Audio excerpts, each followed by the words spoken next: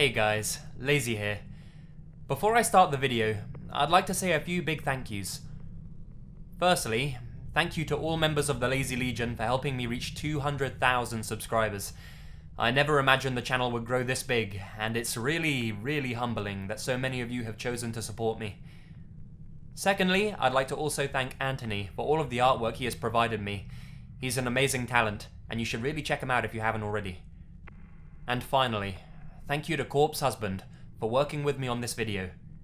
He makes a lot of awesome horror content, so make sure to check out his channel after this video, where you'll find another collaboration between the two of us. Now, on with the stories.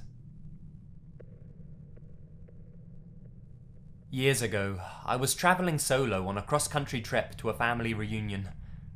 I was supposed to make it to a friend's house, but the weather was so horrible that the traffic was slow moving. Then, a terrible accident happened just ahead of me, and I was stuck for quite a while. All told, I was 5 hours behind schedule. I was exhausted, and in need of the bathroom and a shower, so I pulled into a little strip motel off of a fairly backroad state road. It was obviously small and dirty, but it would work in a pinch. There was a window to the outside where check-in was. I was a girl, college-aged. The guy at the desk eyed me up and asked if I was travelling alone. I went to hand him my ID and credit card, but he insisted cash only. Red flags were going off at this point, but I scrounged together just enough cash, and he tossed me the key. The room was dirty, barely bigger than the bed. The first thing I did was go to the bathroom. Then I flipped up the mattress. Dirty, signs of bedbugs. A moment later, I spied a cockroach. That was it. I was out. I decided I would use the parking space at least, and sleep in the back trunk hatch of my SUV. I curled up, using a suitcase for a pillow and random clothes for a blanket, and I fell asleep for an hour. I woke up, aware of someone talking on a phone outside. I glanced out to see the guy from check-in standing just outside. This must have been around 3 a.m. He finished up his call, and then walked quickly to my room, unlocked the door, and walked in. The lights didn't turn on, and a minute or two later, he came back out, slamming the door behind him, and cursing with another guy. I hadn't seen this second guy enter, so I still have no idea where he came from. They angrily talked for a moment. Then, check-in guy walked over to my SUV. I covered up my head quickly with a shirt. After he tried the locked door, he peered in the back seat, but between my tinted windows and blending into the general mess, he didn't notice me in the hatch. The two guys walked away to the far side of the lot, talking more, and one of them gesturing across the street to where the diner was. While they were distracted, I climbed up to the front seat and started the SUV. They turned around in surprise as I pulled away. I called my friends back home and told them, but I didn't want to worry my family, so I said nothing to them. When I got back home some 3 weeks later, we figured out the name of the hotel thanks to Google Maps and called the local police. The place name was something like Mountaintop or Mountainside Motel. They told me the place had been closed down, only days before I called.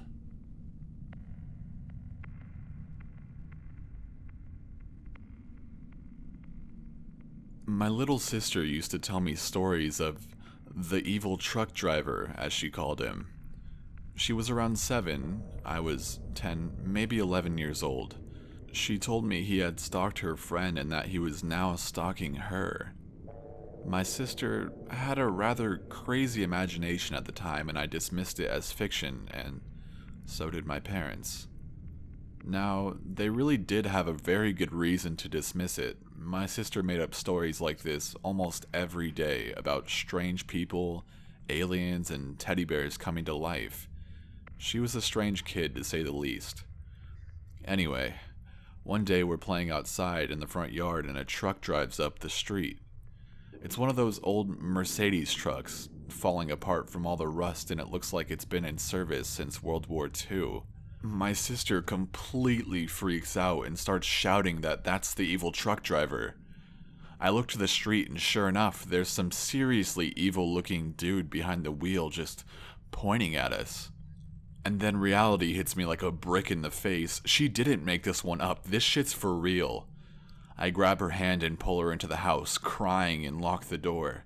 My mom was at the store and she didn't come home for another 10 minutes, so we're alone in the house. I called my mom and she came home. We never saw the driver again until a few years later we discovered the identity of the driver. Turns out he was a repeat offender child rapist and committed suicide after being charged for another assault.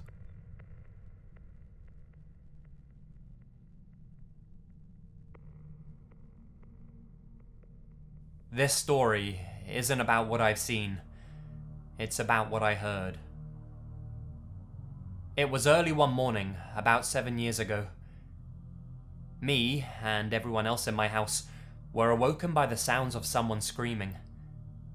It was much more agonized than anything you'd expect. The voice sounded raged, as if it had been screaming for days. We lived out in the sticks, so, naturally, we assumed it was a bear attack. Upon calling the police, we found out that they had been receiving calls about the same sounds, almost 9 kilometers away from our house. As such, an animal attack in our area was unlikely. It wasn't until later that we found out that the screams were coming from a gas station attendant who was being dragged underneath a stolen car up and down the main highway by 2 arseholes high on something who ran him over simply for trying to get them to pay for their gas. The victim's name was Grant DePatie. That main drag was a ways away from us. People aren't meant to make sounds like that.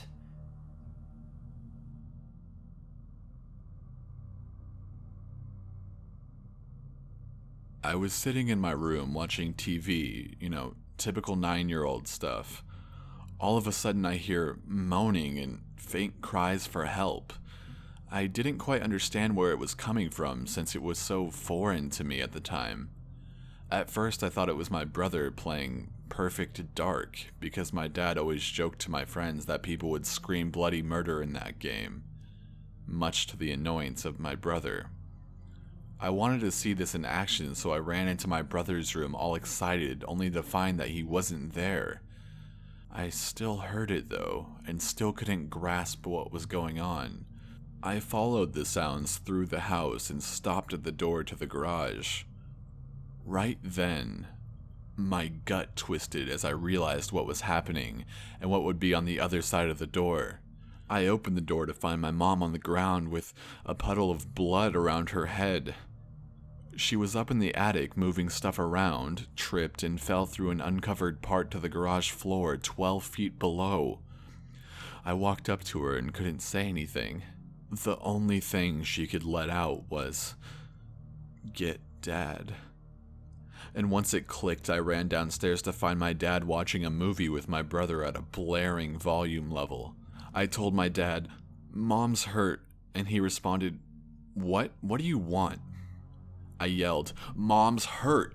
Go into the garage!" And my dad's eyes widened and he sprinted upstairs. I had never seen him run that fast before.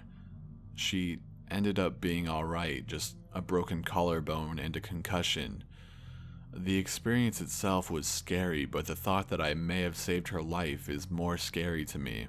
My mom told me after how when I found her, she was just about to lose consciousness. Had I not found her when I did, she would have lost consciousness and not been able to yell. My dad and brother couldn't hear her with the movie on, so it would have been at least 2 hours before anyone found her. Now it's just one of those things where I re-remember it and think, oh yeah, that did happen. But every once in a while, the memory makes my heart skip a beat.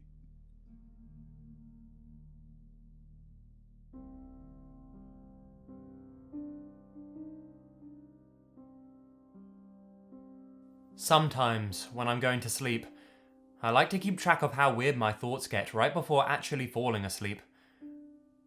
Usually within a few minutes before I conk out, my thoughts are just a bunch of non sequiturs, stuff that doesn't make sense, but it's sort of fun to listen in. A year ago, I was going through a pretty bad time. My girlfriend dumped me for another guy, work was terribly stressful, and I only found a new apartment a couple of days before my lease was up and I had to move out. A day or two before I had to move, all my stuff was moved out, and I was sleeping on an air mattress in the living room because my bedroom had no lights and felt really empty. I was falling asleep and paying attention to how weird my thoughts were getting. Nothing too strange, just a bunch of random thoughts and phrases popping through my head, when all of a sudden, clear as a bell, I heard what sounded like a voice just a few feet away from me. I remember him saying, "Well, fuck it. Just cut him open. Oh, fuck, he can hear us," in a flat, monotone voice. I snapped up, and, of course, there was nobody there. It was just a creepy auditory hallucination, but it felt absolutely real for a few seconds, made all the worse by how strange my home felt at that moment.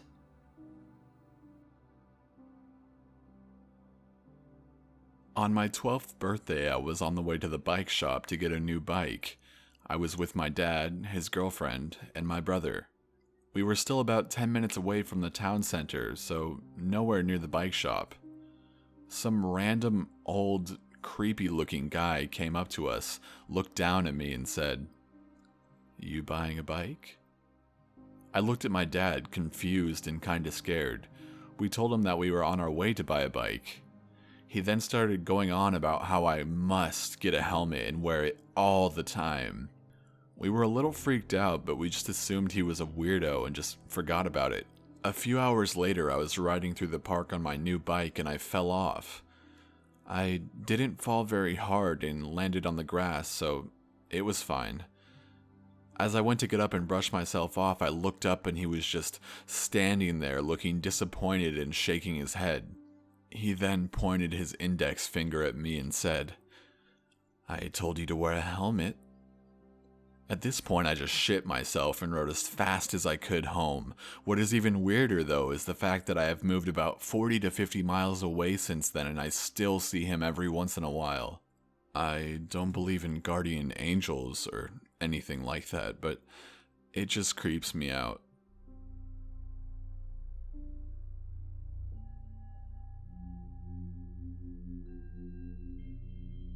I once watched a Dominos delivery woman die in my driveway while seeing stuffed animals and a "World's Best Grandma" sticker on the back of her van.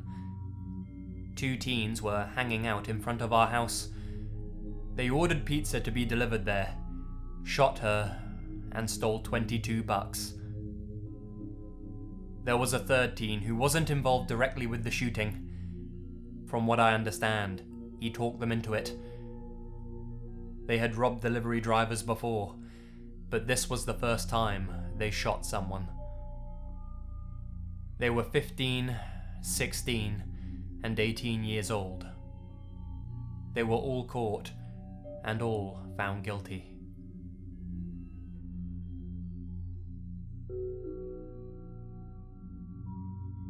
I have a friend who lives about 90 minutes north of me, and he comes down to spend the weekend at our place every couple of weeks.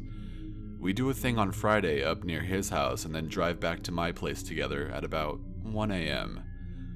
One Friday night, we're driving down the bypass to the highway and he suddenly startles in his seat and comments, "For a second I thought we'd both died and we'd be driving down the bypass forever." Well, that's a fucking morbid thought, but I just laugh and tell him that it would suck to be driving down a bypass for all of eternity. He comments something to the effect of, "Yeah, well, I wouldn't just want you for company forever, so I'd probably start haunting other cars, jumping out in front of them to cause an accident so we can have some company on the bypass." We drop the subject not long after, and by this point we've turned onto the highway. About 10 minutes later, I go over this crest on the road and have to slam on the brakes because there's a man that has just jumped out onto the road directly into the path of my car.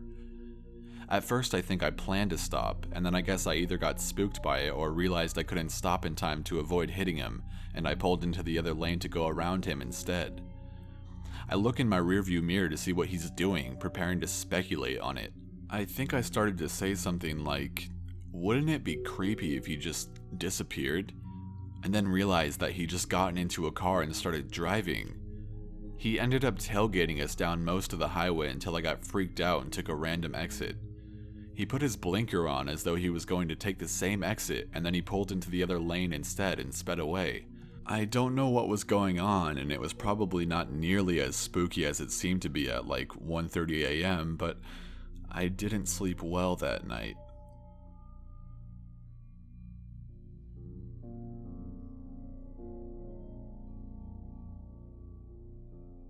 When I was a youth, there was an explosion at a chemical plant down the street from my house. It wasn't a massive environmental ruining explosion, but it was still kind of a big scene. I remember being on my porch, playing my Game Boy, and looking up to see two men on fire, their skin practically melting off their bodies, running down the street and shrieking like banshees.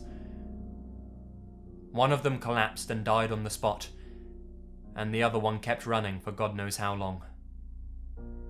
I had nightmares for weeks.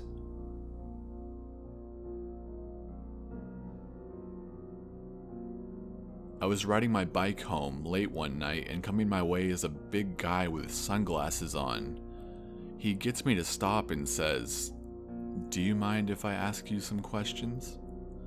The fact that he said questions weirded me out, so I said, "No, sorry, I have to go," and I started riding away. At the next block there was a red light, so I stopped. I look back and the guy is running towards me. He is about 20 feet away and I freak out and just go. He got as close as 5 feet from me before I pulled away. So I'm pedaling on my bike, and like 3 or 4 blocks later I think I'm far enough away and I look back. He's still chasing me. I never pedaled so hard in my life all the way home.